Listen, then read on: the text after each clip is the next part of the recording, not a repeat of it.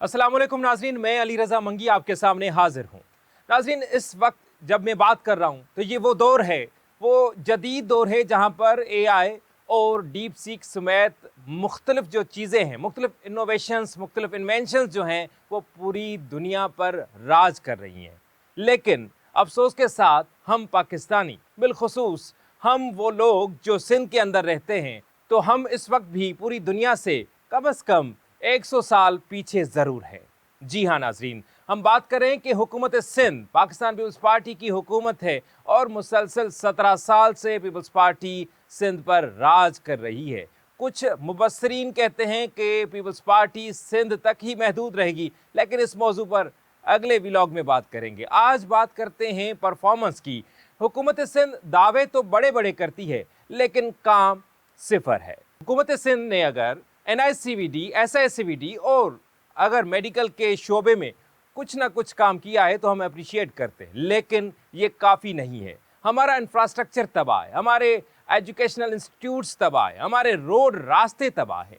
क्या रोड रास्ते देना हुकूमत सिंध की जिम्मेदारी नहीं है?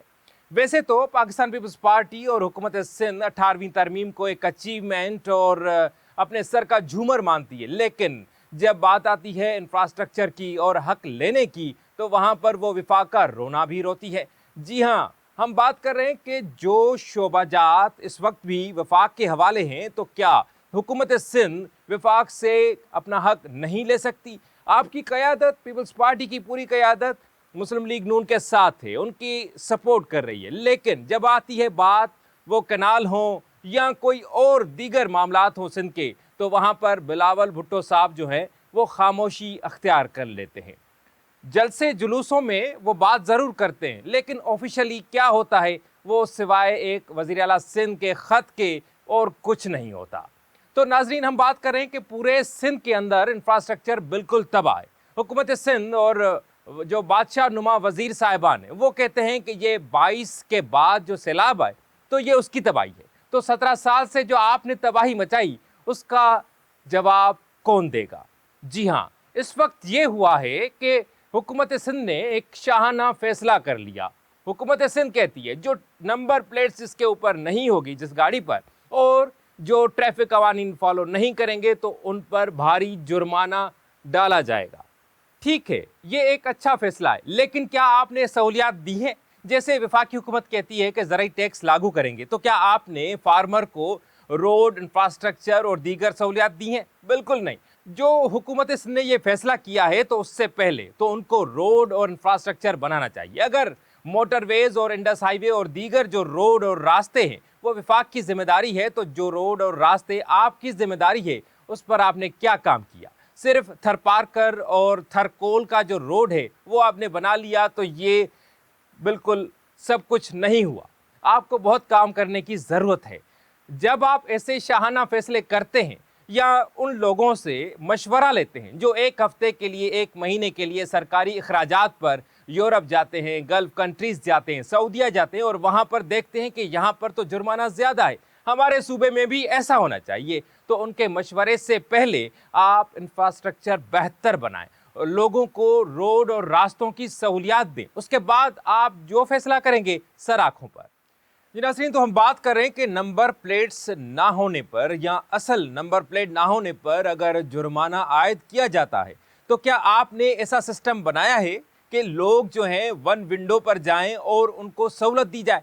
बिल्कुल भी नहीं। फोटो सेशन के लिए आप इनागुरेशन तो करते हैं, लेकिन अमलन वही मैनुअल सिस्टम चलता है, जिसकी वजह से जो अवाम है वो परेशान होते हैं। अगर हम रोड की बात करें तो रोड पर अगर किसी गाड़ी पर नंबर प्लेट नहीं है या फैंसी नंबर प्लेट है तो उसके खिलाफ कोई कानून हरकत में नहीं आता, लेकिन अगर कोई आम इंसान है, आम बंदा है जिसका ना कोई पॉलिटिकल बैकग्राउंड है ना कोई ब्यूरोक्रेसी का बैकग्राउंड है, तो उसके खिलाफ कानून हरकत में आ जाता है और जुर्माना आयद भी किया जाता है।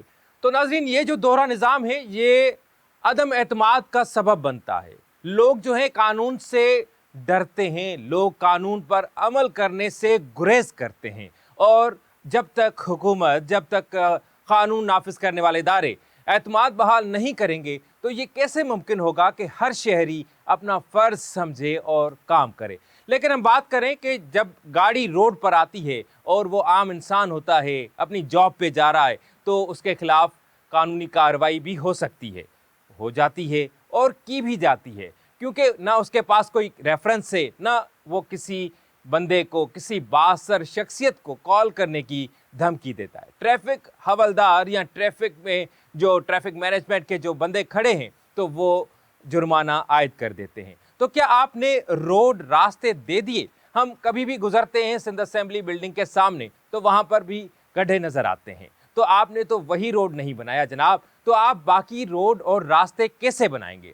2022 کا جو سیلاب تھا، جو بارشیں تھیں، تو کیا وہی ایک مثال بس بن چکی کہ اس کی وجہ سے انفراسٹرکچر تباہ ہو گیا؟ وزیر تعلیم صاحب بھی کہتے ہیں کہ بس اس میں تباہ ہو گیا۔ کیا اس سے پہلے کچھ نہیں تھا؟ کیا اس سے پہلے آپ کے معاملات بالکل ٹھیک تھے؟ بالکل بھی نہیں۔ پرانی تصویریں، پرانے لوگ، یہ کوئی اتنا پرانا ماضی بھی نہیں ہے کہ ہم بات کریں کہ 15 سال پہلے کیا تھا اور آج کیا ہے۔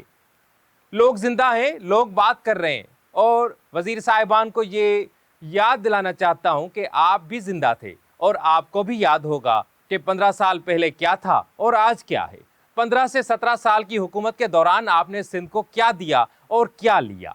آپ کے جو وہ لوگ جو سسٹم کا حصہ بنے تو وہ موٹر سائیکل سے V8 پہ آ گئے، لیکن جو عوام جس نے آپ کو ایوانوں میں بٹھایا وہ ابھی تک وہیں پر ہے اور بدتر سے بدتر حالات کا سامنا کرنے پر مجبور ہے۔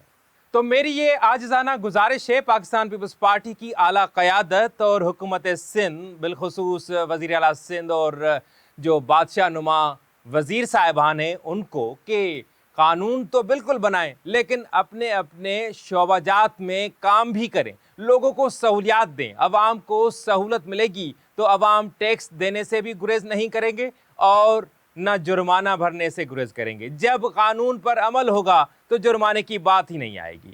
میں سمجھتا ہوں کہ حکومت سندھ اور وزیر صاحبان تھوڑا سمجھ بوجھ سے کام لیں گے اور ایسے فیصلے کرنے سے پہلے ضرور سوچیں گے کہ ہم نے عوام کو کیا دیا ہے۔